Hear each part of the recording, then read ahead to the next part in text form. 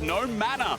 Sir, leave immediately. Yike has his flash, but doesn't want to pop it over the wall. Jackie picks up another kill. I might need help on the TP. Yeah. Look at him, Look up. Yeah. I kill him. I can look him maybe. I'm TPing. Wait, we just CCs. Look in. Look, Yeah, I'll look down. I'll kill him. Okay, flash. Look as well. I think we win this. Yeah, I hear you. I think Cap should come after, okay? Cap's doing some shit. Like if he comes here, okay, I guess. Guys, if he comes, I was just... We'll kill him if he comes. Just smoke a Q into Yasuo, yeah. I did my combo, Mikyx. Oh, nice. And welcome back to the desk as G2 crush GX here in Game 1 in the most G2-esque way, I may say. Dropping the early game, coming back, power spiking with the composition they have at the right moment, honestly, but it's, yeah, and then it was just the Caps show. Yeah, this was hard to come back here. Absolutely crazy. Just Caps things, I guess, really. We're going to talk about Hwei and Caps and whatever he did this game, but first things first, I want to give props to GX for the way they've been proactive in the early game, because we set the stage for G2's mid-jungle being the center point of their lineup and basically where we should keep our eyes on. But Peach and Jackie is in this game. Honestly, great job. Yeah, I mean, Peach and Jackie's from the early game, the first skirmish that we see here on the screen, and then there was one more in the bot side where they also picked up a couple kills. Really clean from them. I think they had a very clear objective. They win the 2v2 in mid and early game. Hwei in early game, not the greatest champ. Obviously in late game, a lot of damage, but they made use of their champs super well in the early game and found quite a sizable lead on G2. And we kind of criticized G2's early game before. GIANTX, they took advantage. Yeah, and I want to say, in 2024, G2 is the story of dropping the early game and coming back in clutch ways, usually in the mid game. And Broxah, that's what they did here again. And I feel like Broken Blade was the main character of this fight. Yeah, I think really there's so much to dive into, but more than anything, it's just a typical G2 game. Like, they fall behind, the enemy team is too bad to close it out, and I think the fundamentals that GIANTX had in the mid-late game just weren't good enough. Yeah, but what did it take for them to come back? What did they set up for their fight streaks? I mean, I think this TP, especially here with Broken Blade coming in and Yike saving a CC, Broken Blade also calling in the other fight to kind of save CC for him, was really clean. This was kind of the big comeback fight, and Caps had a few kills before this as well, and then he obviously kind of was stacking up throughout the game and getting more and more items, and eventually had the Rabadons as well. And I think, yeah, this fight was just kind of the classic G2 mid-game fight where everything just goes well. And then this one obviously as well, where they were kind of stalling a 4v4 here with BB then TPing in as well. They didn't quite land the same CC combo, but it was really clean anyways. The spacing on this fight, beautiful. It was beautiful, yeah. It feels like GIANTX is so lost with IgNar playing Yuumi. Like, it just feels wrong. It reminds me of playing Garen Yuumi on Fnatic back in the days, and I'm like, why is really saying playing Yuumi? Like, we need this guy to engage and playmake and do his thing. And really, they were so lost in the later stages because IgNar usually is the one to set up many of these fights, and now they couldn't really do anything, and I think that's a bit of a blunder. That is not what you want to see indeed, and I feel like it was hard for GX to come back in any way during this game. And also, something we've talked about is how good Caps is when he's feeling himself. And I feel like that was the case here today, and earlier this week we've talked with Mikyx actually about Caps and his mentality, so let's check it out right now. Is just like much better than everyone else because I think he's just way smarter and he just like really likes the game, so the only thing he thinks about is League of Legends. So he finds strategies or like strats like way earlier than other people. He tries a lot of stuff, he's like open-minded, so he plays a lot of champs, so he's also has a big champion pool. I think like the only downside of Cap is that sometimes he trolls too much because he gets bored. So like for example, I remember in 2020 I think or 19, he decided 1 week he's gonna play only Assassins. So he wanted to play only LeBlanc, Akali, and then both of them got banned, so then he had to play Talon first time on stage. So that's like one of Caps' weakness, but he still made it work, we won, because he can just kind of like pull out whatever, and he's good, and he is very clutch in very good situations. Goes over the wall, just wants to try to take Humanoid out. More Q, dashes in, again, ulti coming through, Q, ult 2, is it gonna be enough? Humanoid trying to flash to safety, Caps going golden, Caps! Flash, and he's out! He's one of the only players where, when I watch his POV, he plays out situations almost always optimally. So yeah, because like sometimes I watch other people like, oh, I could do this better, like, you know, this wasn't optimal, because I like efficiency. But I think like whatever Caps does, usually he does it efficiently. Or at least he has like a good thought process behind it.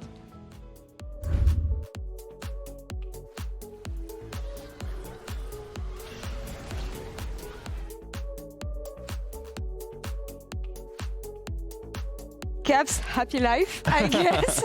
you love to see him like this. I know Hui has been buffed, but honestly, masterpiece, masterclass on the champion today. I think everything Mickey said was so spot on. I played with Caps for 2 years as well, and I don't think I've ever seen anyone with so much dedication to the game, and he's just so good at staying focused on the task in front of him. He's so good at trying different strategies, being open-minded, being creative, and I also like that Mickey said that sometimes he goes a little bit overboard, so you kind of have to keep him in check, because there's the famous Vayne clip where a you can few always of us, go including me, were called out for like, why don't you trust him?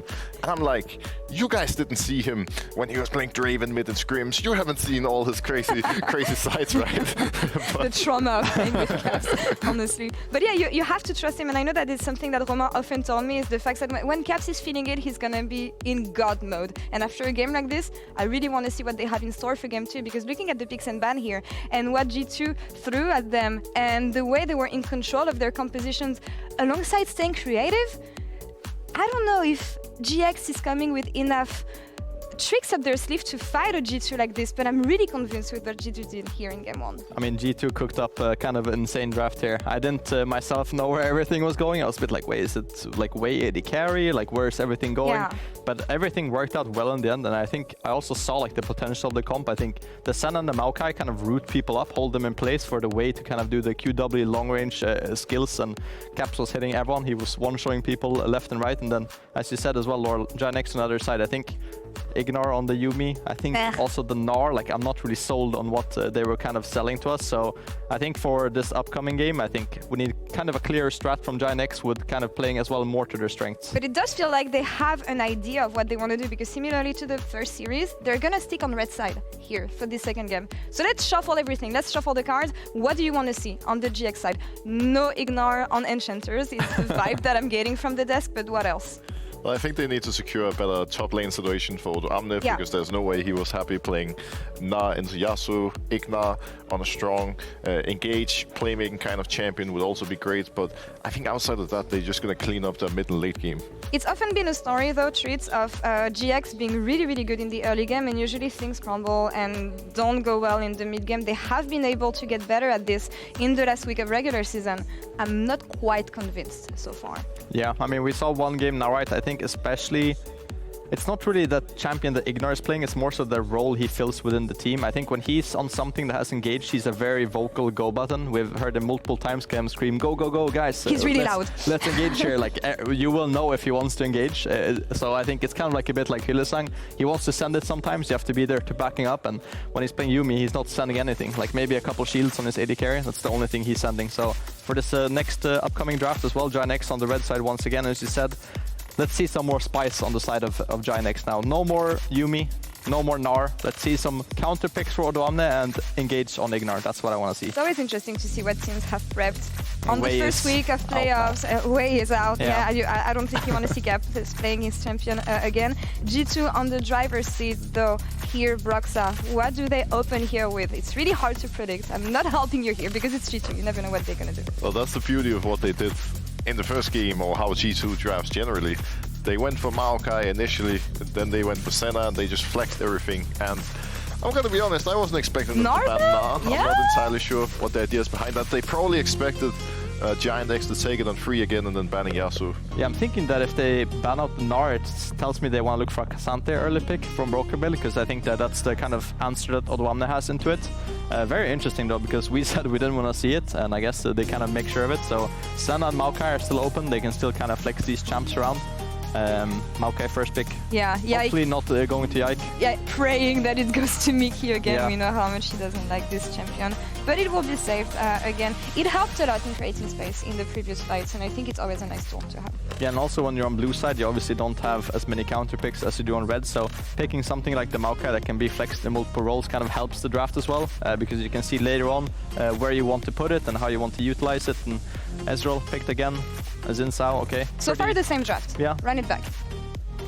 I'm a little bit skeptical about the Ezreals so far. I hope that Patrik is going to showcase us how much power it actually has in this patch, but I still think with the likes of Varus being open, it doesn't really make sense to pick it from what we've seen today. I heard a lot though from pros in general that they prioritize Ezreal a bit more on this patch. So we'll see how this one turns out. Treat any idea? I mean, usually also Karma's open, but in this draft it's banned. So like Ezreal doesn't really have a super solid pairing if it's not with the Karma. You can play a lot of different range. We saw obviously Yuumi. You can play something like the Rakan as well for more teamfight presence. So I think all these champs, as we see the Zac as well. So that's also another flex on the side of G2. I kind of expected to go towards top lane. Zeus had a pretty banger performance on it today for T1 as well, but it's another flex for G2. I mean, I guess. Is it a flex? Because I saw that Insanity was playing it mid in NA. I know how crazy. I mean, there, yeah. Sometimes not. Are we gonna see the cat again? Please no. But yeah, I mean G2, they love their flex picks. Maokai and Zac, pretty fun champs to flex, I would say. We'll have to see where they go. It's impossible to tell. Well, it's another IgNar cat. Yeah. Sad. I'm not vibing too much with what I'm seeing here. I mean, I'm not entirely sure. Like, he was literally gray screened half of last game. Maybe his eyes were getting strained and now he wants to, you know, continue playing in darkness. Yeah, Who knows? Honestly, look at how long you can control the fight for when you have a Zac, a Maokai, and a Senna staying in the back line. If they can scale, yeah, it's going to be the same situation over again. And it's pretty easy to scale against Ezreal Yuumi. They don't really pressure you very hard in lane, so we'll have to see kind of who goes bot lane here with the Senna. I think that's what GIANTX is really missing right now. They have really hard to execute comp with no engage. They need clear engage, clear frontline, clear way of protecting Ezreal and Yuumi so that they can actually, you know, get things started, because often in the previous game they were just standing in front of G2, looking them directly into the eyes, and then nothing would happen until G2 engaged in them and they all died. I think also it's kind of interesting now, GIANTX is still banning top laners, they banned the Gwen, so it's telling me that they're looking for a K'Sante themselves and they're scared of the matchup. I'm very confident that BV could pull out the Zac into the K'Sante if Odoamne actually goes for that. But I agree with you, Broxah. I think they need some more goal buttons. Right now their comp is kind of bland, so to say. They want to play front to back, but killing all these big tanks on the side of G2 is going to be pretty hard for this Ezreal. That's the thing as well. Like, even if you have engage, with the way G2's comp is you know, build up, it's going to be hard to go on anyone. Sure, you can look for Senna, but how are you going to reach her when there's Zac and Maokai in front, and they could even log in another, you know, couple of beefy boys to protect her if it comes to it. Protect the president. That's something they've been good at, usually. With the direction of the 1-2-3 on the side of G2, what do we want to see now? I mean, for the side of GIANTX, I think maybe something like Azir makes a lot of sense here. K'Sante was obviously the champ that I was thinking as well with the top bans, but I think they just need more consistent damage as well. I think when you're playing this kind of comp where it's very low CC and high damage, you need some kind of more damage to amplify the comp. You can't really just balance and try to do everything. You have to go all in on one style of comp. So Aatrox comes out here for Odoamne.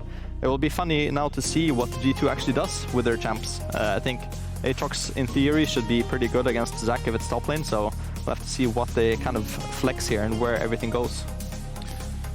Yeah, I mean, right now it's literally impossible to say how they're Open gonna. The box of everything. Yeah, no one knows. Looks like we're getting an Azir. I actually like that pick a lot because I think that is the mid laner that GIANTX needs the most right now. The one mid laner that can get them some engage and that can really round out the team comp. Denying it from them, really huge. Senna Wukong question mark Mad Lions 2021. Okay. Nocturne would make a lot of sense, but again, there's a lot of directions they can go and ways they can round out their team comp. Oh, I really like this. Okay. That's really good into the Ezreal as well. So now we just have to see which one goes top lane. I would assume. There's no way they play Zac support. I mean, you never know. Right? I'm saying this, but I don't champ know. in the past. I remember that I played against him in solo queue when he's played Zac support, so I wouldn't count it out. I'll definitely put a higher odds of Zac going top lane. Maybe we see a little TF here from Jackies. That would be... Oh, Sylas. Okay, wow. Well, they could definitely spice up the comp as well. I'm not sure how Sylas is going to fight this game. I feel like he has a lot of people hitting him and a lot of tanks to get through, so I personally would rather play the G2 comp. It's kind of easy to execute now. A lot of frontline, point-to-click engage as well, and Senna just hitting from the back. Very easy. Broxah, you're GX coach. Leaving the stage in a few minutes, what advice do you give to your players to navigate through this comp? Well, I would say camp mid and make sure that Caps doesn't, you know, get rolling. But the problem is you have Yuumi and the other side has Maokai. So I think you've got to keep an eye on Mikyx when he moves and when he doesn't.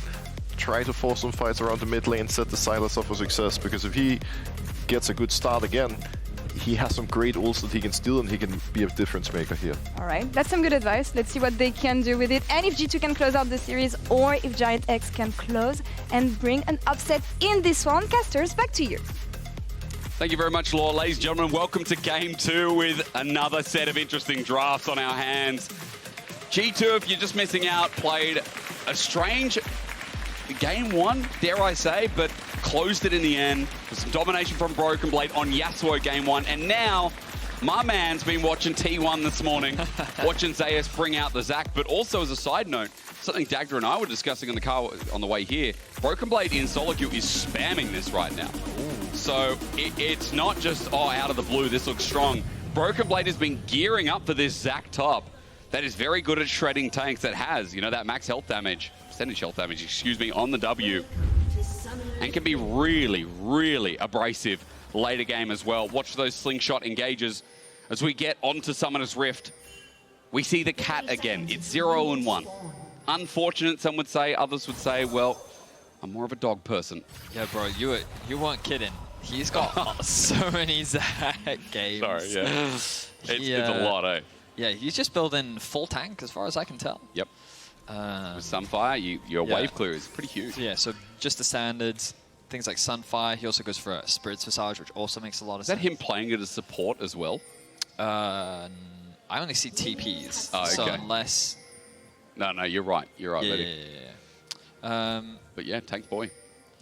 Yeah, okay. So, Zac top. I didn't get to watch the game this morning, or the series this morning, but you did. It was into Cassante, and how'd it go? He was absolutely dominated. It was T1 versus Bro, as we all know, you know, great name, not the best game. I know, but my question here is, do you think that Zac is a strong top laner, or do you think that Broken Blade is on the level of Zeus? Hysterics. Well, just tell us all. I think now. Zac is a strong top laner. Okay, you're right. Nothing against BB. He proved himself in Game 1. But to go out there and be like, the guy that won World and Broken Blade are like, you know, synonymous with each other in terms of skill. A bit egregious, I would say. All right, okay, you're going for the tempered approach, I see. I think I'm going for the real approach, to be quite honest. Isaiah's a bit of a legend. When we get close to World, you start huffing the hopium, and then you'll start making these outlandish things. Don't worry, you'll become an EU vet in no time. Yeah. I'll get there and be like, they can do it. No worries. Anyway, excited to see how this plays out. In my head, I feel like Aatrox should be favored in that matchup, but truth be told, I don't have a lot of experience of watching it or seeing it, so I'm not entirely sure. But we were talking about, like, watching the draft, that, like, we felt like Odo knew, right? Because he was kind of hovering, deciding what he wanted to go for, and then he did decide to go for the Aatrox. So it's likely something that he has experienced before, but it seems that the Zac will have the early push for now. You can see Caps with the range advantage also has that control over the mid lane. Jackie's going for the Sylas. I think Treats makes a valid point. Into a comp like this, where there's so much crowd control, it can be difficult for a champion like this, especially when there's so much range on the side of G2. But he also has a lot of potential options. I remember when we saw Zeka at Worlds bring Sylas out into Maokai consistently and having so many high-impact ultimates that I think that he's going to have some very creative options. Perhaps stealing away the Vi ultimate could give him options as well. So I'm curious as to what he's going to be able to do in these fights. My biggest concern is this Ezreal Yuumi in the bot lane. Clearly GIANTX are convinced that this is a strong 2 versus 2. This can work into the Senna Maokai. Last game we didn't really get to see it in action in the team fights. So I'm hoping that we get to see more from it, but I expect this bot lane to be very quiet overall, with more of the action happening towards the top side of the map. But again, the pressure is on GIANTX. You look at the scaling, you have to give the advantage over to G2. Once again, they have this really powerful front line in Maokai and Zac this time around. They have long-range DPS in the form of Azir and Senna. You have Engage with the Vi and the Zac and the Maokai. Like, it's a very traditional front-to-back composition, very easy and straightforward to play. And as long as you don't fall too far behind early, you should be fine. As Broken Blade, heavy trade here, slingshot back in. It favors to get long trades with Zac. Remember his cell division, or rather the passive, as he picks up the bloblets, you get that health regen back, you get into a much better position. And against Odo, at least gets some back, but Odo having some good trades, as you kind of expected. There's some danger in this early lane. As every time BB also goes for the bloblets, he's punished, but he flashes, gets that slingshot in, and it's match. Odo gets flashed on. First blood to Broken Blade. What a bait. Wow, so Broken Blade uses his flash early to make sure that his Q, the second half of it, can connect onto a minion, which CCs Odoamne long enough. He then tries to flash as quickly as possible, but Yike with the clutch flash Q timing. I didn't think it was going to connect, but he does able to find it, and they end up handing the kill over to Broken Blade. G2 find themselves with first blood in game 2. I mean, opening it up onto the Zac top, that'll get things going for sure. Yike the one to do it again. I mean, last game on the Rel, as we expect, this guy, whether it's carries or, as we now know later on, the control that comes through from some of the engaged tools that we've seen last year in his debut year, at Worlds, and even now, Yike continues to impress here on the buy. Setting up top is one thing.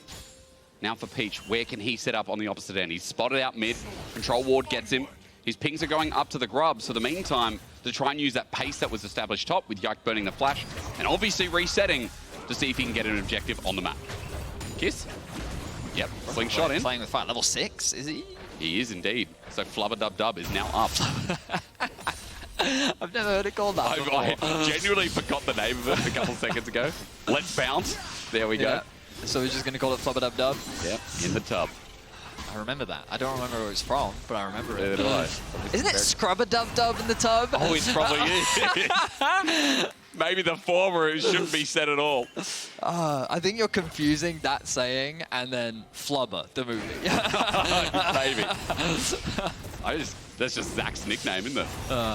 Anyway, Dragon going to go down. So, the very traditional exchange of grubs for Dragon. Yep, the handshake deal. This time around, though, it's GIANTX that will secure themselves the grubs, and G2 with the Dragon. Can we just talk about why GIANTX in the early game, last game, you know, suffered out a bit? There was a big team fight, of course, Broken Blade coming down. But I just want to reflect on with everyone. IgNar getting caught out a couple of times, I think, was a big deal. You know, a couple of times picked off. That's fair. Mikyx was roaming consistently, gave a bit of free gold over to G2, which you could say enhanced their ability to fight. When that big flip over came through, when Yike got a great engage, Broken Blade on his Yasuo as well. I think IgNar, you know, he's great on these engage tools, not the same as, there we go, Flubber Dub. It's fun in the tub, but Odoamne, as he goes into the ascended form as well, as big as Caps, ulti's out, Jackie steals one into the turret, but he's so low, gets flashed on, and it's clapping time. Caps just gets a solo kill onto Jackie's. Broken Blade goes all in on the top lane. Looks like nothing's going to really result, just a slightly bigger advantage gained for Broken Blades. But the solo laners going very favorably for G2. I was hoping from GIANTX that that's where we'd see advantages for them, where we'd get to see this Xinjia once again having high impact in the early game, working with the Sylas' CC setup to find kills or put pressure onto Caps, or maybe looking to try and shut Broken Blade down in the early game. But so far, that is not going the way of GIANTX. And G2 find themselves with a 1.5k gold lead already to start this game off. I mean, look, if that Sylas falls behind as well, you start getting concerned too. It can be a double-edged sword. 600 gold lead for Caps. Picks up that kill. Top side, there's a CS lead as well. The bottom side, the only thing going well, but you know that's because Senna is a little bit behind CS right now. 20 picked up by Mikyx. And you expect the Senna, of course, to naturally outscale, so you're not too worried about that. So again, a G2 early game that fans can be proud of. It was our biggest criticism through the regular season. It was only their last seasonal game where they decimated to finish off the split. Here in game 1, we saw a good early game. It fell off a little bit in the mid game. There were some mistakes, let's be real. But in game 2, it's off to another good start again as they move now up to 2K.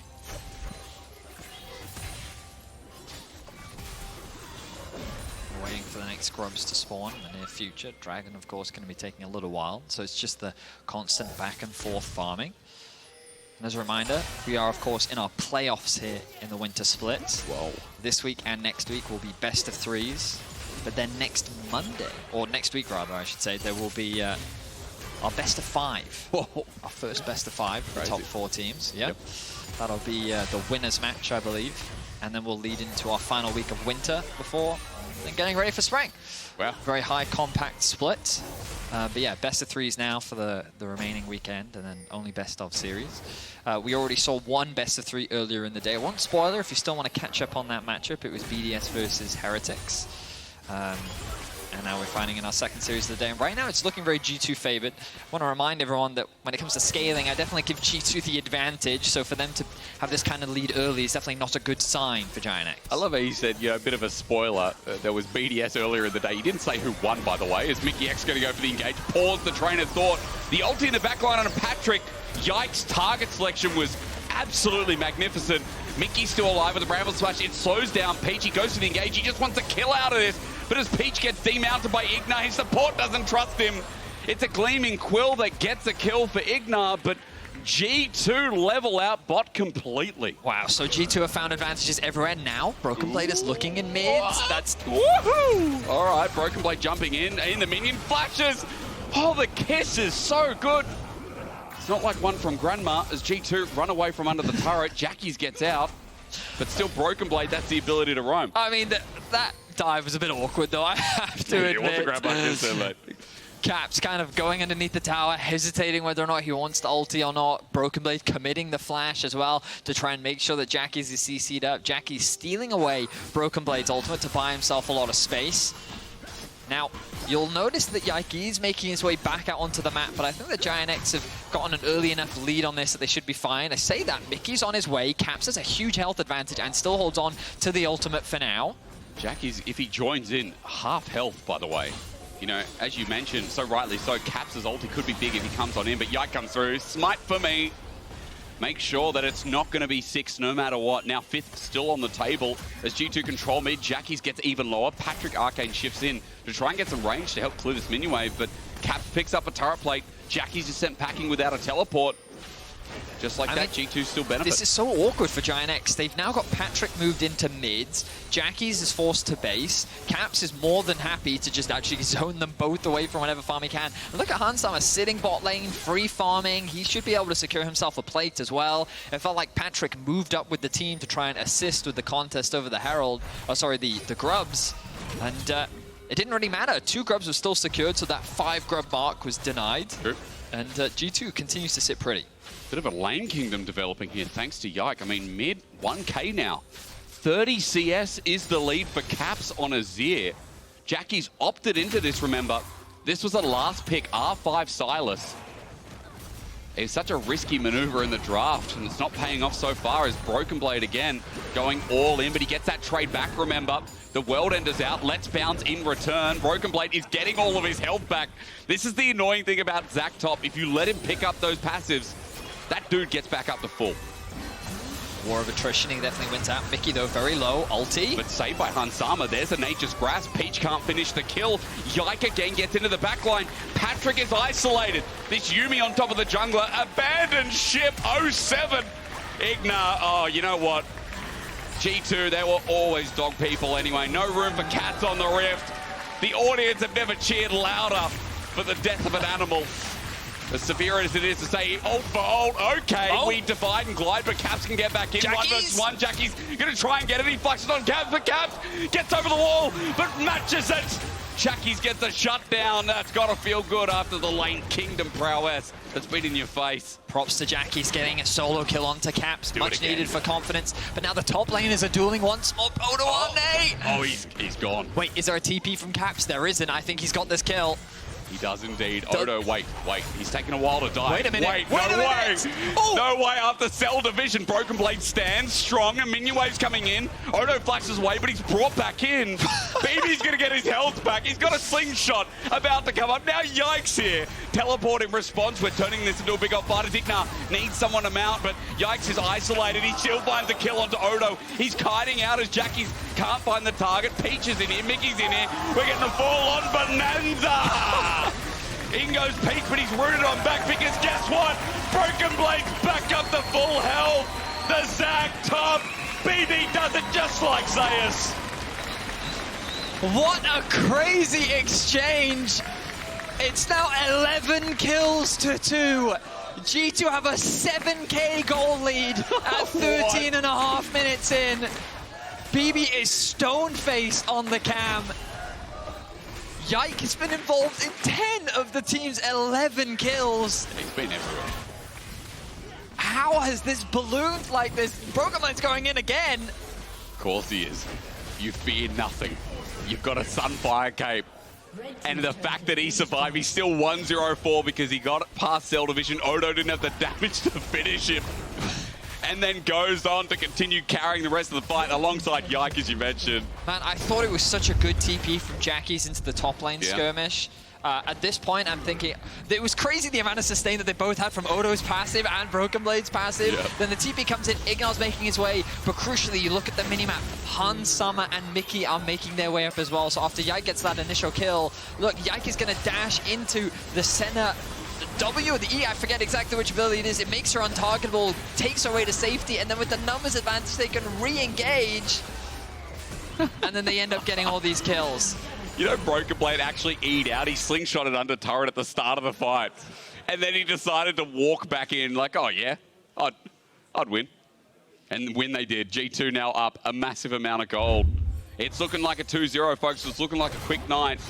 Almost 10,000, in fact. And Yike is at the top of the gold board. The man has been everywhere. He found a good gank in top lane. He found multiple ganks bot lane. Yep. He then found another set of ganks top side. Jackie's now in a lot of danger. Mikyx's the one finding this game. Caps ults him backwards. Jackie's nowhere to run. He's on the wrong side of the map. Caps has been winning the lane.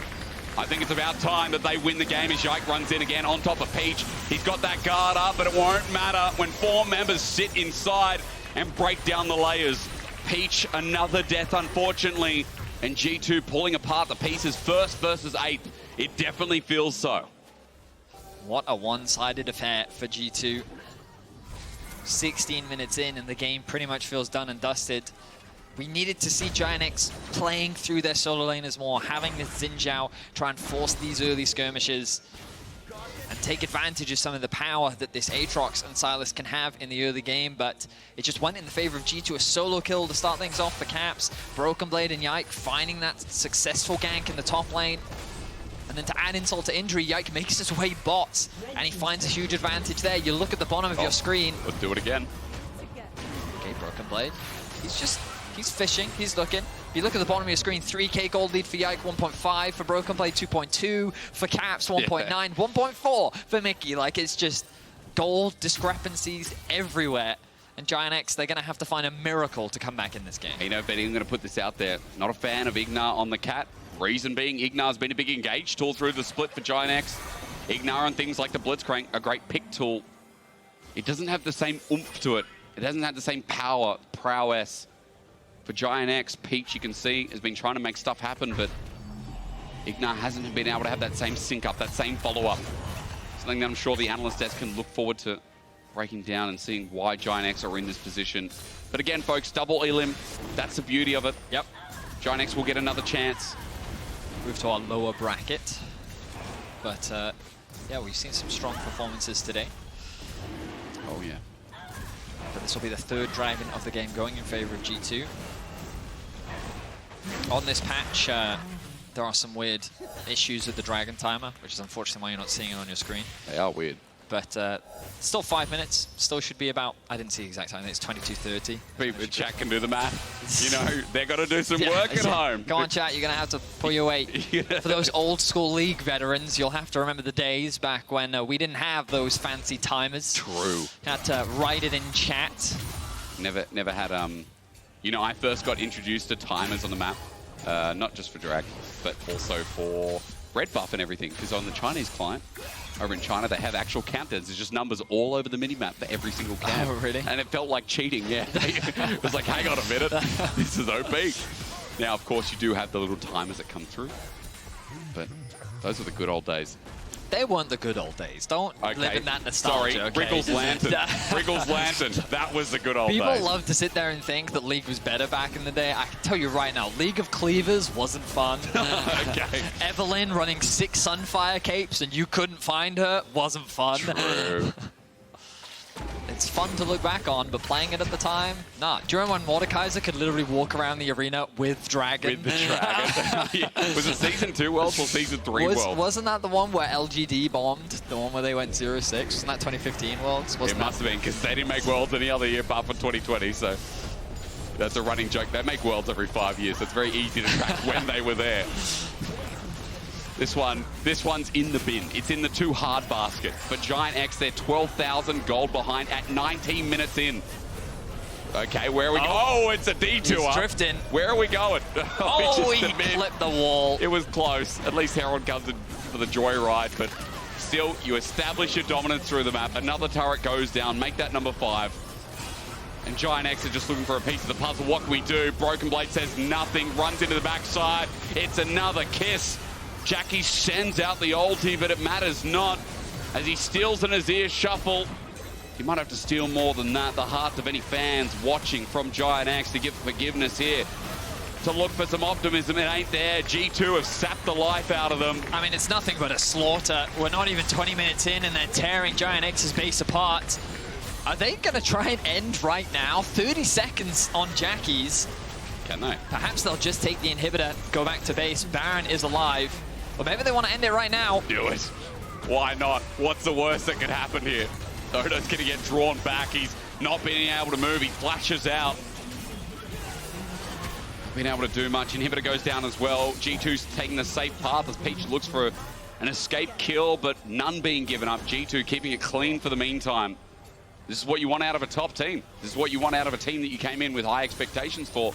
Again, they are delivering. I mean, of course, people are going to look at the draft, but I think individually, G2 really did outclass their opposition in this game. They did. And at this point, they're just swinging their wallets around. The engage is strong onto the back line from Broken Blade and Yike. Meanwhile, the front line is just being dealt with. This Zhao feels completely isolated. There's very little it can do against Caps and Hansama. And then it's just a chase from the side of G2. Pick after pick, forcing Odoamne back as their base lies now in tatters. Have a late dinner reservation or something they've got to get to, that is, you know? I believe the old LS saying was they got a hot date that they got to get to. Yeah, that's right. Got to prioritize. Oh, G2, look at that. I mean, it's smooth sailing. Broken Blade now even hitting up, and that counts. He can slingshot back on in. Let's bounce, popped on up. Odo looks for Caps, but even the range from Caps right now with 2 and a bit items hurts a lot. Broken Blade, his slingshot goes for days. Odo gets poked out again, and GIANTX is sent back to their base. It's as slow as you'd like, but as clean as you'd like. With all the super waves crashing at once, G2 had their affairs in order.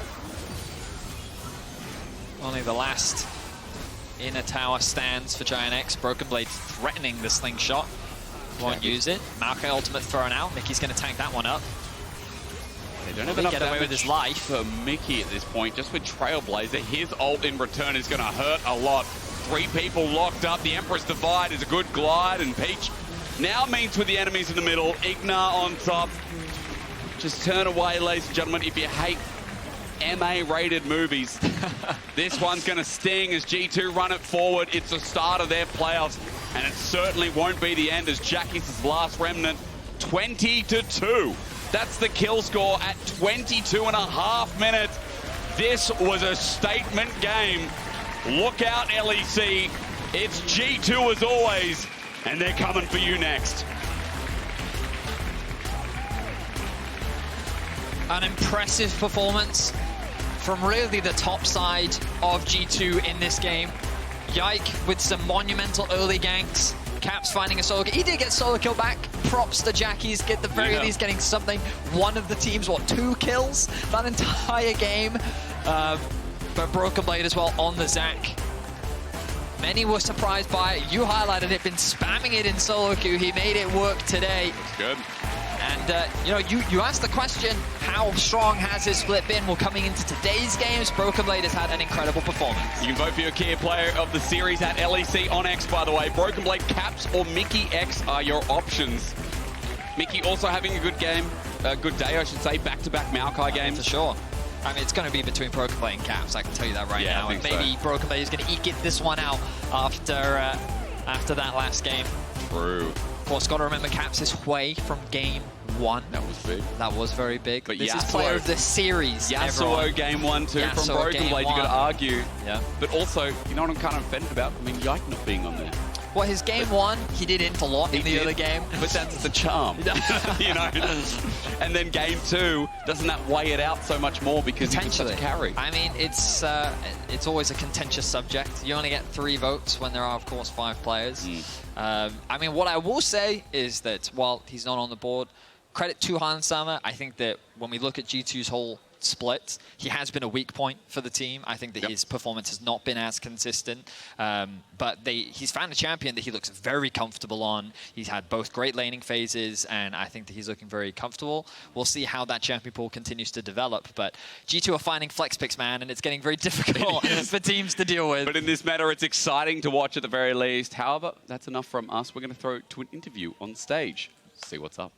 Thank you so much. Welcome. We have Mikyx ready for the interview. Congratulations on your win. I want to start off with the drafts particularly because who's cooking and how are you guys cooking these up? Zach top, Maokai, Senna bot lane. What's going on? Yeah, well, the new patch kind of opened up a lot of new possibilities. And yeah, now we just have to wait what other teams are cooking up as well. And yeah, I mean, just also these champions are very fun to play. Like playing Maokai is like one of the most fun champions I've ever played. I don't know how Yike managed to lose with this champion or why he's complaining. But yeah, it was nice to play something broken for once. All right, maybe in support role, it's more fun to play than in jungle. Yeah. Could be the case, I'm just running around with like 1,000 movement speed and I'm just like sapling bushes. It's like Is that why you picked it, just for fun? Yeah. Not because like super OP? No. I wanted to prove to Yike that it's like so easy to win with the champion, so. Well, point proven. Congrats on that. Looking though at the Maokai Senna bot lane that we're seeing, as a bot laner yourself, do you think this is probably one of the strongest one we could be looking at right now? How does it feel to, when you enter a draft, usually the first few champions are burned out is going to be Ashe, probably a Varus thrown in the mix. It's always the AD carries, supports as well that are targeted. How does that feel as a bot laner? Yeah, well, I guess with Hans as well, it's more often that AD carries get banned. This time, I guess Draven was open, but we kind of felt like Senna would be better into the Ezreal because they just blind picked Ezreal 1-2 both games. And yeah, I'm not sure how strong that is. In the Heretics game, it didn't look that strong either in the mid lane. So maybe that was a bit of a blunder on their part. I want to talk about that one. I want to talk about that one because I think something that we've hit on time and time again is potentially the early game from the side of G2. It also feels like the bot lane hasn't really been as strong as we're used to seeing. So what is the process behind the scenes that you guys are working on? Because you all keep mentioning that we're going to be focusing on the early game, we're going to be focusing on the bot lane. So what do you think is currently potentially a barrier from actually getting back, you know, because it feels like you guys traded early game for mid game, which is, it's working perfectly fine, but how can you get both?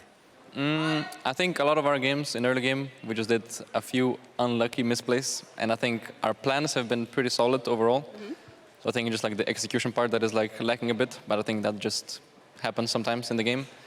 But then when it comes to mid game, I feel like our games are way easier to play or just cleaner. So yeah, I think we're on a pretty good path right now.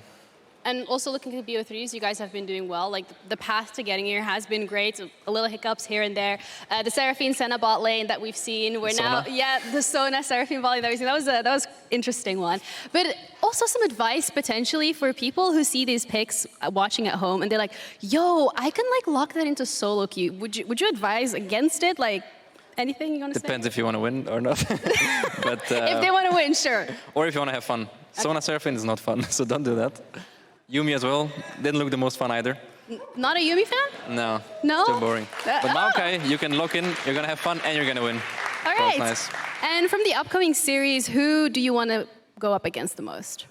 Or for anyone in this pool right now, who do you think, like, that is the team that I want to play and want to prove myself against? Well, I guess Vedius, since they're the other top team besides us, I want to play them and prove that they're not that top of a team. All right, well, thank you so much. We have the PGL ready with Laure as well as Broken Blade. It is in the fan area, so if you guys can all just get up and join them, that's where the action is at. Thank you guys so much for tuning in. And Laure, I'm gonna throw it back to you, lovely. Bye. Yay, thank you so much.